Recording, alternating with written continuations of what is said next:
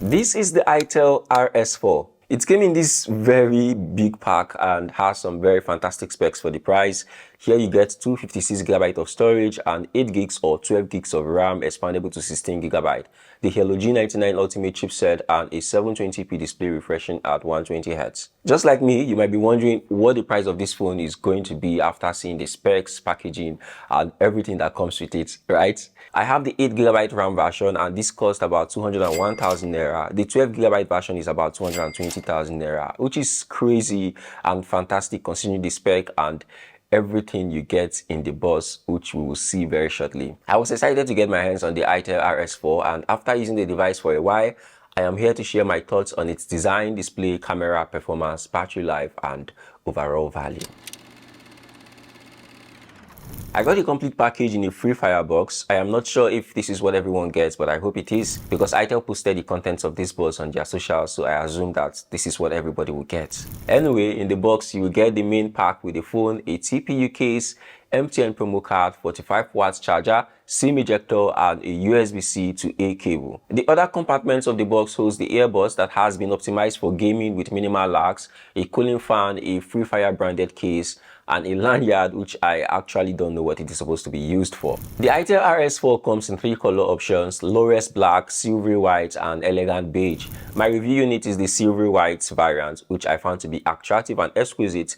The design is reminiscent of the Redmi A3 with a large round camera ring but with a zipper line going across the middle of the phone and stitches around the camera module. I wish this line somehow lights up, and while it may not be the most original design, it certainly looks premium for its price range. The body is made of polycarbonate and feels sturdy. I like the inclusion of a stereo sound setup even though this is supposed to be a budget phone, and the side mounted finger sensor here is accurate and fast enough. The display bezels though are a little underwhelming considering the packaging and hype around this phone. And about the display, it features a 6.6-inch HD Plus IPS LCD display with a resolution of 720 by 1612 pixels.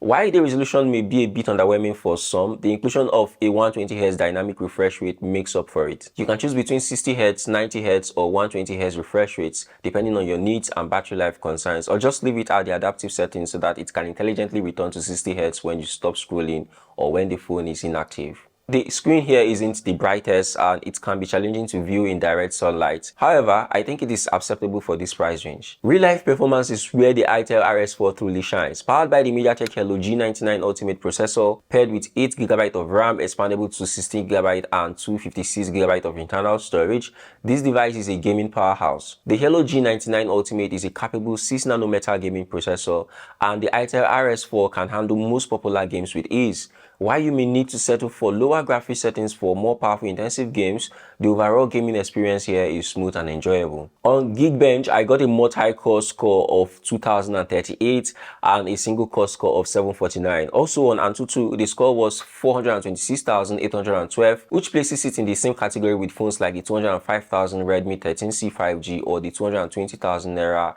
Samsung A14. So it makes sense that the RS4 is priced similarly. The Itel RS4 boasts a massive 5000 mAh battery with 45 watts wire charging capability. This means you can charge the device from 1% to 80% in just 30 minutes.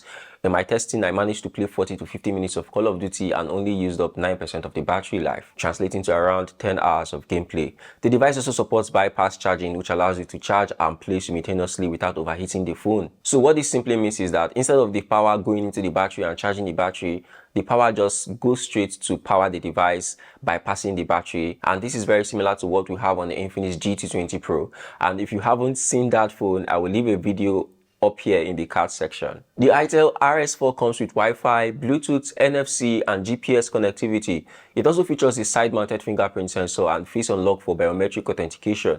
While there is no IP rating, the device does offer a 3.5mm audio port, which is a rare feature in phones these days. The camera department is not the strongest suit of the Itel RS4. The main camera is a single 50MP sensor with 2x zoom, but you have to activate the 50MP camera mode in the camera app, otherwise you'll be getting a 12MP image. It can shoot up to 2K clips at 30 frames per second or 1080p at 60 frames per second.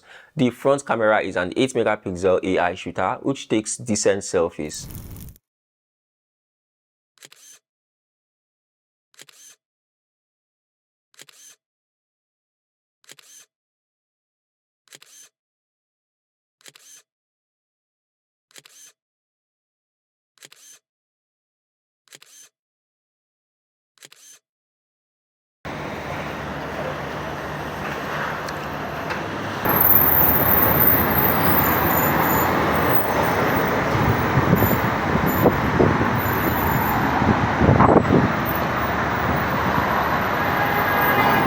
While I think the RS4 is a fantastic phone for the price, I would still bear in mind that even though it has a refresh rate of 120Hz, the display has a relatively low resolution of 720 by 1612 pixels and pixel density of 267 ppi, which may be underwhelming for some gamers. The bezels are somewhat noticeable, the screen is not very bright and can be challenging to view under direct sunlight. The device only supports up to 4G networks, which may be a downside for some people looking for 5G connectivity, especially in 2024. But overall, I'm impressed with the Itel RS4. It offers a great balance of performance, battery life, and affordability, making it an excellent choice for budget-conscious gamers.